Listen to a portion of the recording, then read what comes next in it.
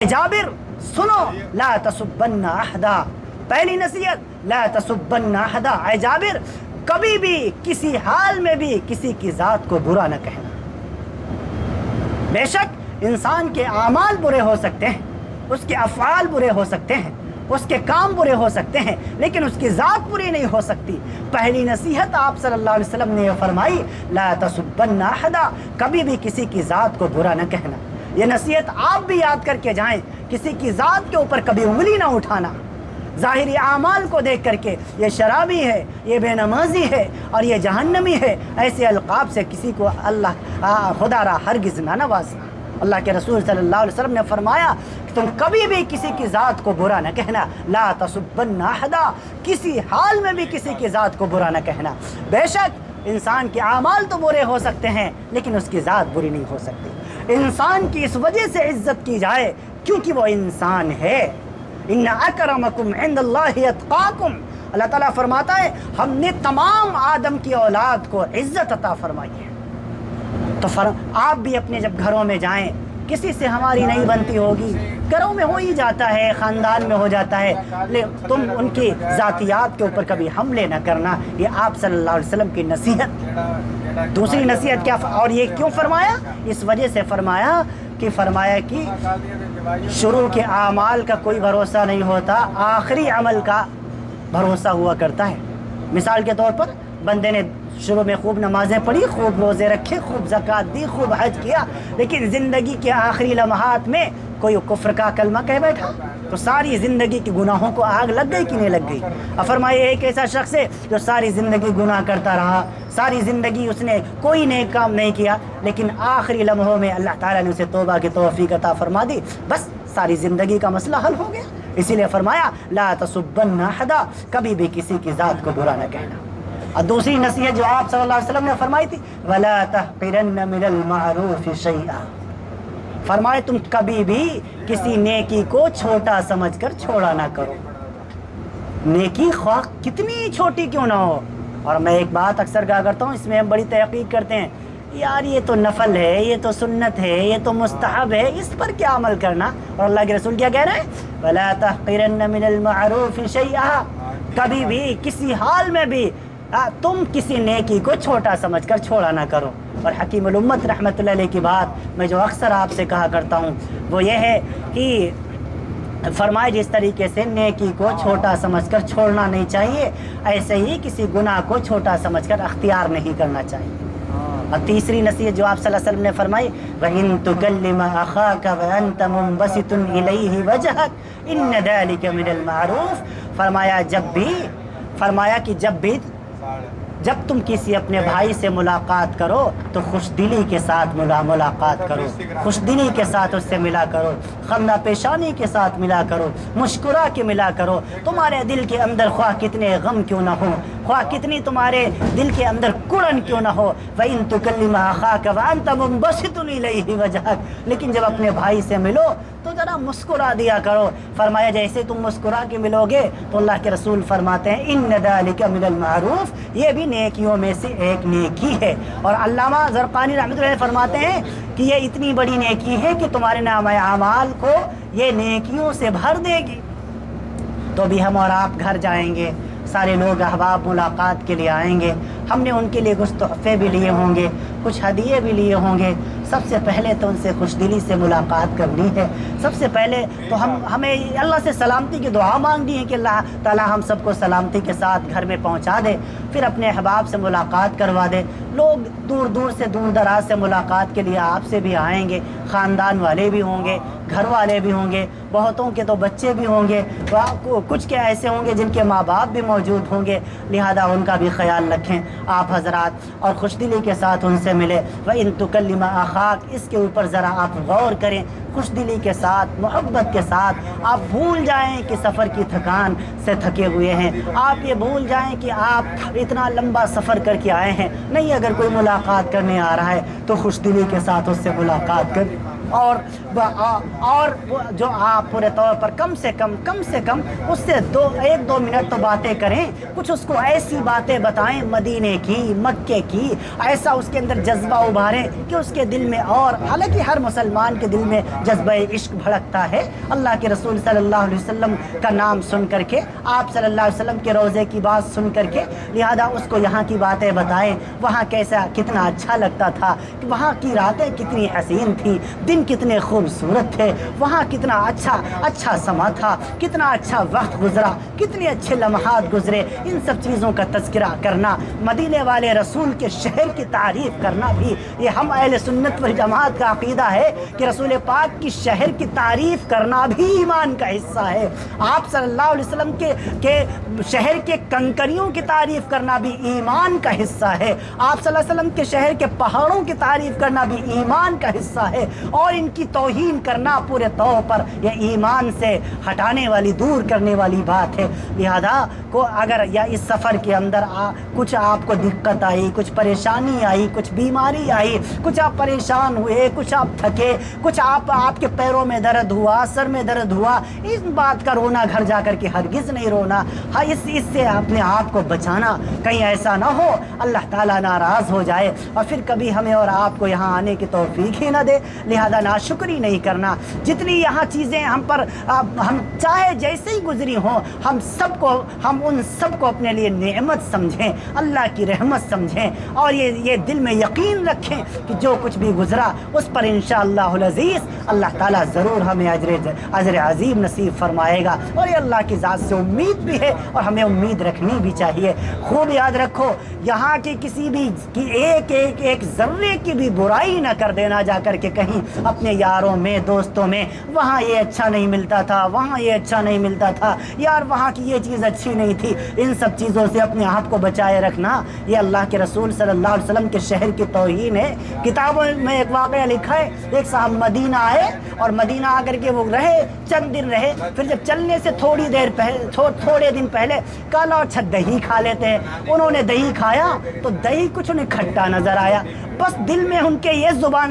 دل میں آیا، زبان سے نکل گیا، یار یوں تو مدینے کا سب کچھ اچھا ہے، بس مدینے کا دہی بڑا کھٹا ہے۔ جیسے ہی دل میں آیا، شام میں جب سوئے ہیں آقا مدنی صلی اللہ علیہ وسلم خواب میں نظر آئے، میرے نبی غصے میں ہیں اور فرما رہے نکل جا میرے مدینے سے، چلا جا میرے شہر سے، ہاں ایسی جگہ جا کر کے بس جہاں میٹھا دہی ملتا ہو، ارے جو نبی میٹھوں کا میٹھا ہو اس کے شہر کا دہی کھٹا کیسے ہو سکتا ہے؟ پتہ چلا اللہ کے رسول صلی اللہ علیہ وسلم کو اپنے نبی، اپنے شہر کے چپے چپے سے پیار ہے، ذرے ذرے سے پیار ہے، اس کے کنکریوں سے بھی پیار ہے، وہ اس کے پتھروں سے بھی پیار ہے، اس کے شجر و حجر سے بھی پیار ہے، اس کے بازاروں سے بھی پیار ہے، اور ایک چیز سے پیار ہے، لہٰذا یہاں کی کسی بھی چیز کی غلطی سے بھی ہم پورے طور پر برائی کے انداز میں ہم پیش نہ کریں، ایسا نہ لگے لوگوں کو کہ نبی کے شہر میں یہ چیز اچھی نہیں ملتی، یہ توہین ہو جائے گی۔ آقا مدنی صلی اللہ علیہ وسلم کے شہر کی یہ عزت اور وقار بنائے رکھنا ہے، آقا مدنی صلی اللہ علیہ وسلم کا لحاظ کرنا ہے، وہ مدینے والا رسول جس نے بڑی تکلیفیں اٹھائی، جس نے اپنا سب کچھ اس امت کے نام قربان کر دیا، آخری وقت تک امت پکارتا رہا، جب آخری وقت ہے 6 جون 632 عیسوی 12 ربیع الاول، اللہ کے رسول صلی اللہ علیہ وسلم دنیا سے جا رہے ہیں، سیدہ فاطمۃ الزہرا رضی اللہ تعالی عنہا گواہ ہیں، اما عائشہ رضی اللہ تعالی عنہا گواہ ہیں، باب وفات النبی بخاری شریف میں پورے طور پر موجود ہے، پڑھو دل دہلتا ہے۔ اما عائشہ فرماتی ہیں آپ صلی اللہ علیہ وسلم کی آواز بالکل بند ہو گئی تھی، پھر بھی لب حرکت کرتے تھے، ہونٹ مبارک ہل رہے تھے، جب ہم نے کان لگایا تو آواز یہی تھی اللہم امتی امتی امتی، اے اللہ میری امت میری امت میری امت، ہم سب کے لیے آخری وقت تک اللہ کا رسول مانگتا چلا گیا، ہم اس کے لیے تھوڑی سی تکلیف برداشت نہیں کر سکتے، لہذا ہم کچھ بھی اپنی زبان سے نہ نکالیں، صحابہ کے مقابلے میں، تابعین کے مقابلے میں، آقا مدنی کے مقابلے میں ہم نے کچھ بھی پریشانی نہیں جھیلی، انہوں نے تو 17 رمضان مبارک گرمی کے موسم میں چٹیل میدان بدر کے اندر پورے طور پر جنگ لڑی ہے صحابہ کرام نے. ہم سے تو ظہر کی نماز کے لیے ذرا سا مسجد کے صحن میں چلا نہیں جاتا. ہم نے کیا قربانی دی ہے ان صحابہ کے مقابلے میں جن کی قبریں جنت البقیع کے اندر، جن کی قبریں دنیا کے کونے کونے کے اندر، جن کی قبریں دنیا کے کونے کونے کے اندر ہیں. میں عرض کر دوں آپ سے، لہذا ہمیں اس چیز کا لحاظ رکھنا ہے، ان کا عزت، ان کا احترام، ان کی عزت کا ہمیں خیال رکھنا ہے. کوئی ایسا کام نہیں کرنا ہے، کوئی ایسی بات اپنی زبان سے نہیں نکالنی ہے جس سے ذرا بھی توہین جھلکتی ہو، توہین نظر بھی آتی ہو. اس چیز کا ہمیں بہت خیال رکھنا ہے. لوگوں کو بتانا ہے یہاں کی خوبیوں کے بارے میں، لوگوں کو بتانا ہے یہاں کی حسین بازاروں کے بارے میں، لوگوں کو بتانا ہے یہاں کی بہاروں کے بارے میں، لوگوں کو بتانا ہے یہاں کے نظاروں کے بارے میں، لوگوں کو بتانا ہے یہاں گنبد خضرا کے بارے میں، لوگوں کو بتانا ہے یہاں حسین چھتریوں کے بارے میں، لوگوں کو بتانا ہے یہاں کے حسین کبوتروں کے بارے میں، لوگوں کو بتانا ہے یہاں کے حسین لوگوں کے بارے میں. ہاں ان سب چیزوں کا تذکرہ کرنا ہے. ہاں یہاں کی خوبصورتی کا ذکر کرنا ہے. ان میں کیڑے نہیں نکالنے، ان میں کمیاں نہیں نکالنی ورنہ اللہ ناراض ہو جائے گا. ان سب چیزوں کا خیال رکھنا ہے. نمازوں کی خود بھی پابندی کرنی ہے. اور خوب ایک چیز اور یاد رکھنا، اگر تم اس نعمت کا شکر ادا کرو گے تو انشاءاللہ اللہ تمہیں بہت جلدی موقع عطا فرمائے گا، پھر دوبارہ توفیق مل جائے گی آنے کی. کیونکہ اللہ کا یہ خود فرمان ہے، فتویٰ ہے، لئن شکرتم لازیدنکم ولئن کفرتم ان عذابی لشدید. اگر تم میری نعمتوں پر شکر ادا کرو گے تو نعمتوں میں اضافہ کروں گا. یہاں پر اور فرمائے ولئن کفرتم، کیا مطلب ہے اس کا؟ شکر تم کا کیا مطلب ہے، کفر تم کا کیا مطلب ہے؟ امام آلوسی نے روح المعانی میں بڑا خوبصورت معنی لکھا. فرمایا اس کا معنی یہ ہے اگر تم اللہ کی دی ہوئی نعمتوں پر اللہ کا شکر ادا کرو گے،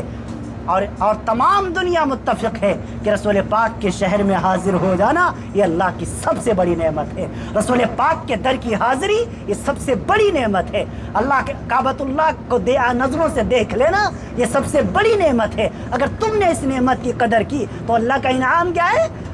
لَأَزِيدَنَّكُمْ، ہم اس میں اور اضافہ کر دیں گے، یعنی پھر سے تمہیں آنے کے توفیق عطا فرمائیں گے. لیکن خوب یاد رکھو وَلَئِن كَفَرْتُمْ، اگر تم نے اس کا شکر ادا نہیں کیا. یہاں پر کفر کے دو معنی بیان فرمائے امام المفسرین علامہ رازی نے تفسیر کبیر میں. ایک معنی انکار کرنے کا، دوسرا معنی شکر ادا نہ کرنے کا. وَلَئِن كَفَرْتُمْ، اگر تم نے اللہ کی اس نعمت کا انکار کیا یا تم نے شکر ادا نہ کیا جو اللہ نے تمہیں یہاں آنے کی توفیق عطا فرما دی، اس پر اللہ کا شکر ادا نہیں کیا یا اس کی نعمتوں کا انکار کیا تو کیا ہوگا؟ فرمایا، اللہ فرماتا ہے میں تم سے اس نعمت کو محروم کر دوں گا،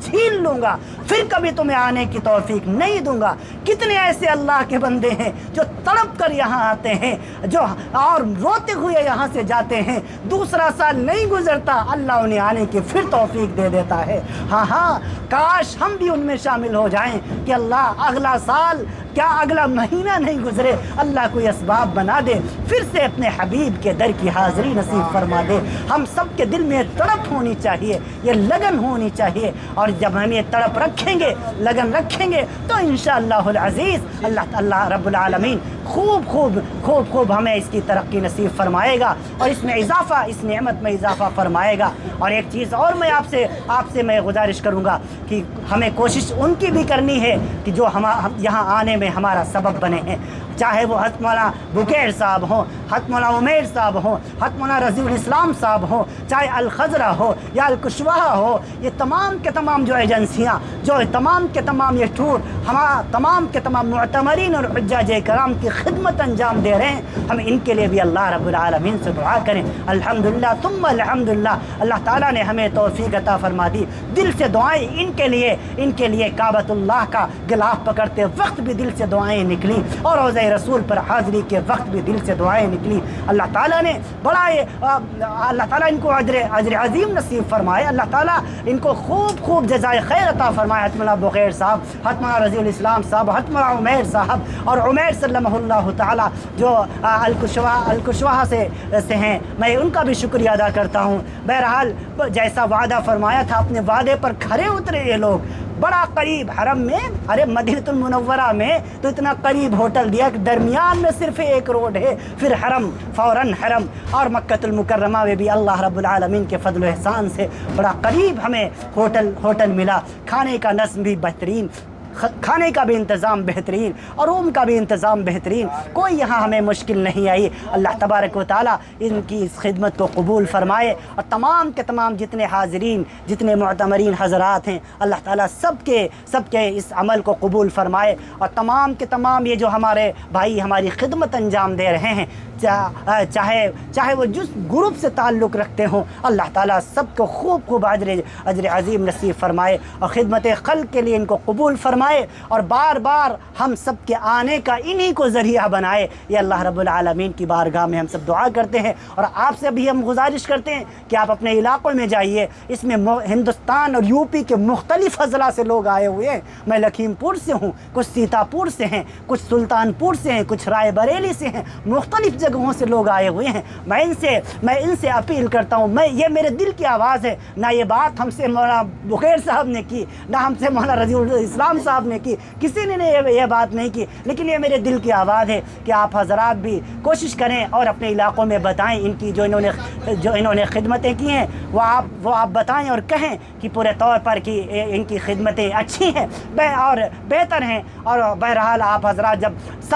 سفر حج کا ارادہ کریں یا عمرے کا ارادہ کریں تو آپ حضرات ان حضرات سے رابطہ کریں، اور انہی ٹور کے ذریعے سے آپ یہاں آئیں آسانی کے ساتھ، اور بہت زیادہ مہنگا پیکیج بھی نہیں لیتے، اور اچھی سروسز دیتے ہیں ماشاءاللہ، کھانے کا نظم بھی اچھا، ہوٹل کا نظام بھی بہترین، اور حرم کے قریب سب سے بڑی بعض تو ہمارے دوستوں نے بتایا، ہمارے احباب نے بتایا کہ 3-3 4-4 کلومیٹر دور ہوٹل ہمیں دیے گئے، 3-3 4-4 کلومیٹر دور ہوٹل۔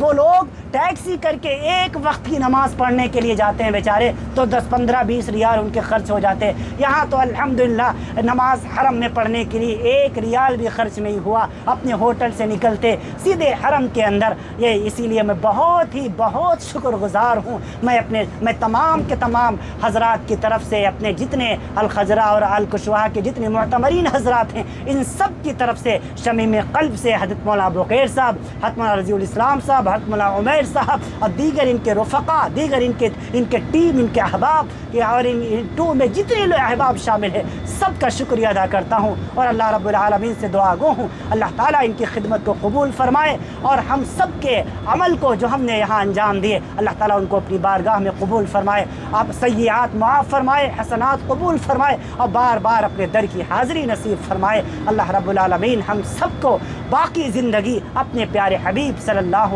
علیہ وسلم کے صدقہ طفیل میں اس کی سنتوں پر گزارنے کی توفیق نصیب فرمائے۔ لیتک تحلو الایام مریرۃ ولیتک ترضی والانعام غداب ولیت الذی بینی وبینک عامر وبین العالمین خراب، وآخر دعوانا الحمد للہ رب العالمین۔